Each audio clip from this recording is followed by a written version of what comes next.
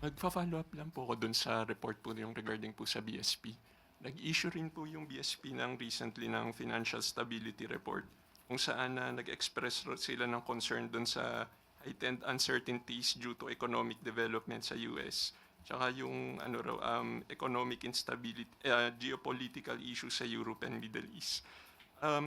Meron na pag-usapan na po kaya sa cabinet yung possible impact ng mga geopolitical developments during po doon sa last NEDA briefing. At saka may binigay po kayang instruction si President Marcos kung paano i-mitigate yung impact ng mga ganong issues. Actually po, nagkaroon po ng meeting with the BSP. Pinag-usapan na rin po yan.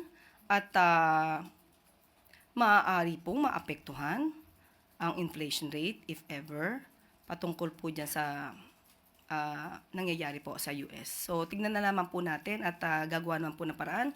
At sa pagpupulong na po yun ay dapat ang ating nadinig sa pagpupulong ay dapat maibsan agad.